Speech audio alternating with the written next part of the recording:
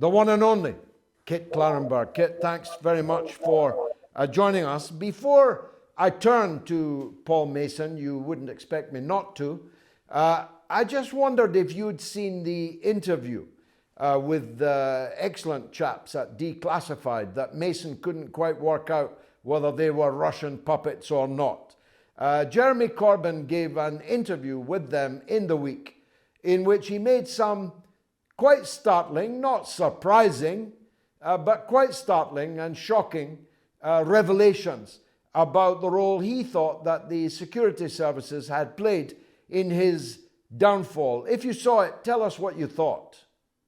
Well, I mean, yes, this was an absolutely extraordinary interview, although I will preface this by saying it's extremely disappointing. Jeremy seemingly hasn't found his voice until now. This is well over 2 years after he stepped down as leader. This is almost 2 years since he was egregiously suspended from the Labour Party for the high crime of telling the truth about the non-existent anti-Semitism crisis, which he allegedly presided over.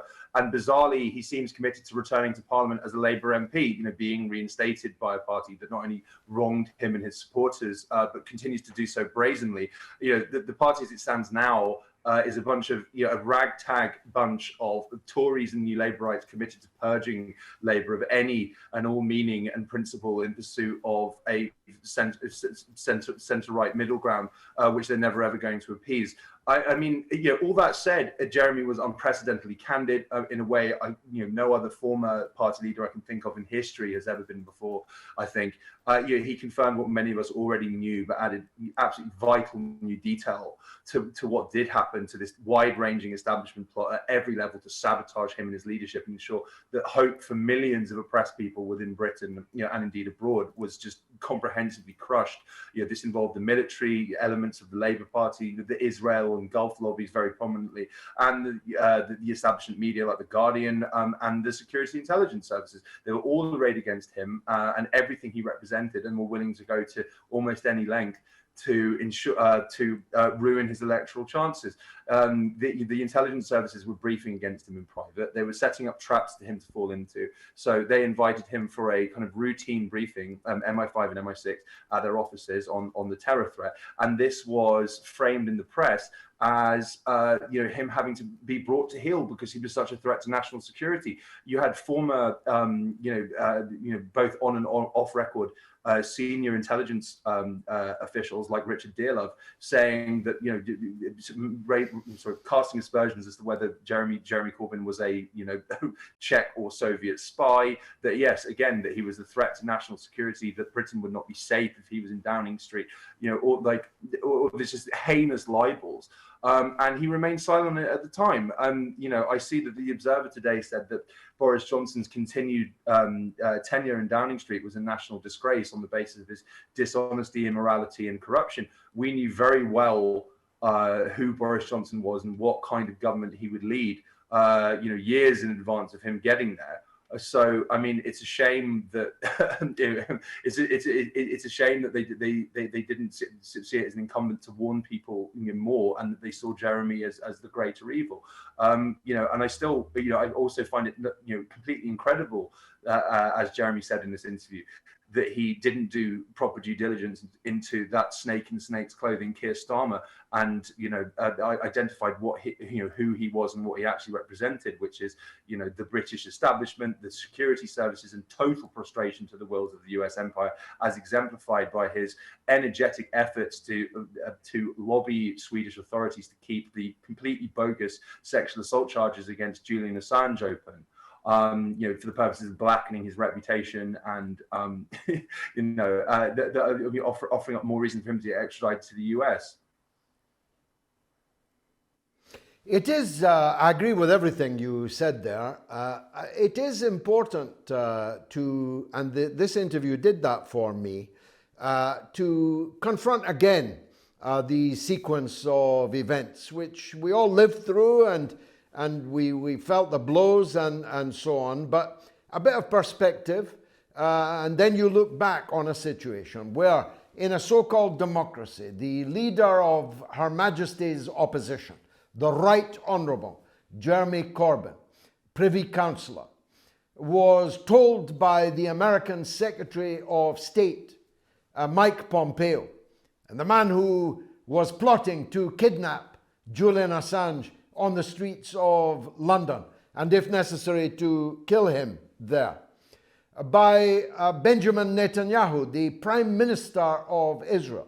Both of these foreign statesmen made it clear that they would move any mountain, do anything, stoop to anything to stop the British people electing Jeremy Corbyn as their Prime Minister. And then, as I myself had forgotten, a serving military officer on television saying that the armed forces would take action to stop Jeremy Corbyn should he look like he was going to become the elected Prime Minister of Britain. I agree with you, it's inexplicable, inexcusable that Corbyn has been so quiet for so long about all of this, but at least it's now back on the agenda. And that has its chilling effect, doesn't it, Kit? Just like the Assange effect. If you think that you're going to upset the apple cart in British politics, that you will be subject to what is essentially a coup and may not even escape with your life, you're much less likely to take a chance on doing that, aren't you? Yes, absolutely. I mean, and I think that actually, I mean, for the longest time, for 2.5 years now, I have cited the experience of Jeremy Corbyn as Labour leader as a very clear example of the fact that Britain isn't a democracy. Decisions are not made by the people; they are made by vested interests, by powerful seen and unseen lobbies, of which the British public is virtually or is completely uninformed and is never reported in the mainstream media. I mean, I think that with Mick Lynch now so effectively forcing working class interests back on the national agenda, the Declassified interview is a very timely publication. I would implore him and indeed all your viewers to read that, read it in full to know precisely what they're up against. Starmer, despite his ever dwindling popularity and ever increasingly blatant irrelevance, is still committed to erasing all traces of Corbynism from Labour and its membership and its parliamentary representation. He will not stop until there is no revolutionary fervour left anywhere in the mainstream. He cannot be allowed to succeed. But yes, I mean, I think that what Lynch is demonstrating is that we might not always live in a democracy, but we can do. People need to collaborate. They need to unite. They need to mobilise, and not stop until they get what they want. That was one of the major failings of Corbynism, was that John McDonnell was constantly in his ear saying, you need to compromise, you can't annoy too many people. And then we end up with a disaster that was the second referendum, which is what really killed off Labour. That's kind of middle ground way of doing things is always going to fail, because you have an enemy, or indeed enemies, who never bend, who never compromise, and will find anything they can to attack you. It's the same with the manufactured anti-Semitism crisis. Chris Williamson, the now former MP for Derby North, made the completely reasonable observation that the anti-Semitism, the charges of widespread anti-Semitism in Labour were fraudulent, and in fact, actually, Labour had a consistent track record of standing up against anti-Semitism. He was told to apologise by party chiefs and by the membership, and in the hope that this would make everything go away. And the second he did, he's admitted to being an anti-Semite, so therefore he needs to be suspended. And this is what they do. So yes, do not compromise, do not stop marching until you get what you want. I must sit down with you sometime. I became very friendly with Harold Wilson after he left office.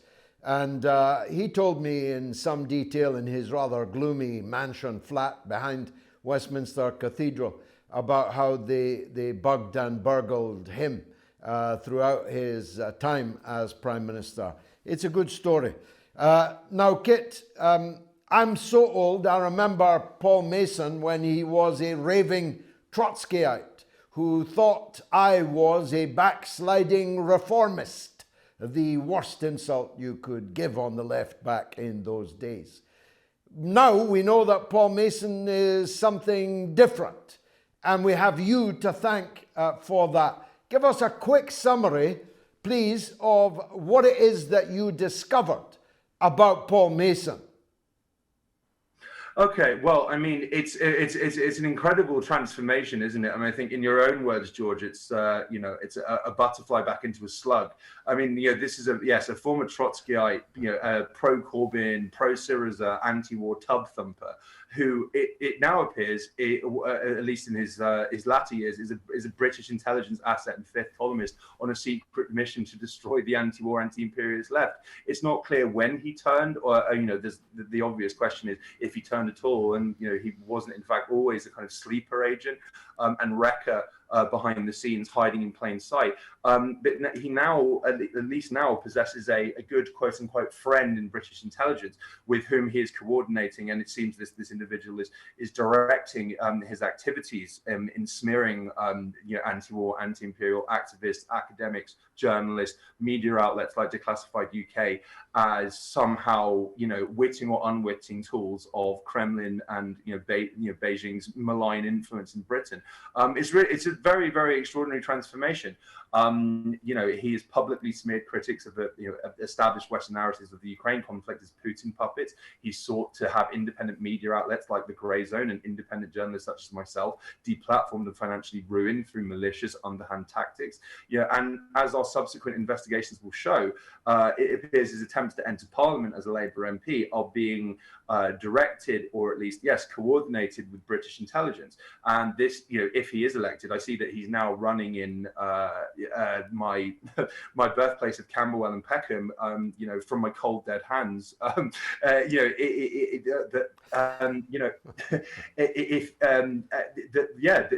Essentially.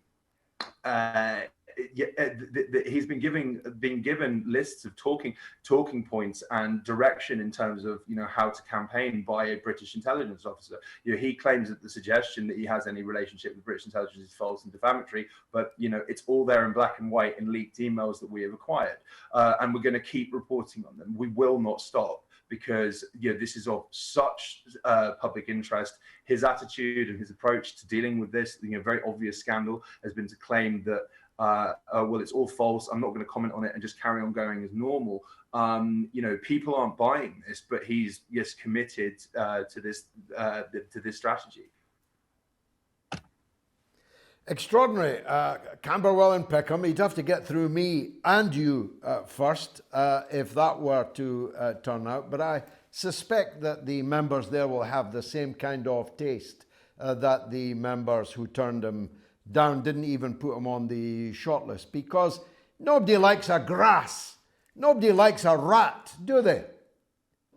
No, I mean, and I think that his communications with this British intelligence officer, he goes by the name of Andy Price.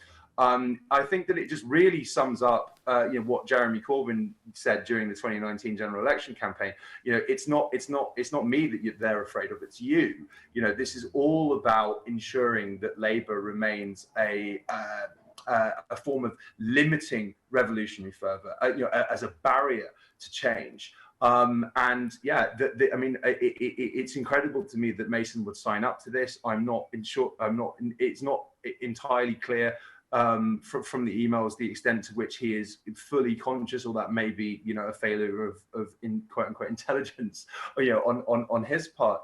But he's feeding information on conferences that he attended. He's boasting of how his efforts have quote unquote cauterized Stop the War and Jeremy Corbyn in Britain, and how no one wants to be associated with him publicly. I mean, I think that actually, with these enormous protests across the country now, mass industrial action, at which Jeremy Corbyn is at the forefront, he's finding out how wrong he was, and actually how little influence he has. And again, I just think there's that cliche, which is, oh well, this person wasn't sorry when they were getting away with it. Mason was doing this for months, in secret, and then now his approach is to just try and cauterize it and say, oh well, this is nothing, I'm going to carry on and I'm not going to comment on it. He can't be allowed to get away with this. It's really, really, really shocking. I mean, we already have a Labour Party that is led by an individual, yes, the aforementioned snake Keir Starmer, who is, up to his elbows in the security intelligence services. Quite clearly played some role in shutting down official investigations and criminal prosecutions of intelligence officers who were intimately embroiled in torture and extraordinary rendition. And so, I mean, there's the open question, isn't it? Like, how many more effective assets and agents are being run within the Labour Party directly by British intelligence? This is, our reporting on Paul Mason represents, yes, just one tranche of leaked emails. Quite how many others are on the payroll or are being managed and directed is an open question. Kit Clarenberg will be following your work, of course, with intense interest on the Grey Zone. And follow Kit on Twitter. Also, he is a font of powerful and important information. Thanks for joining us on the mother of all talk shows.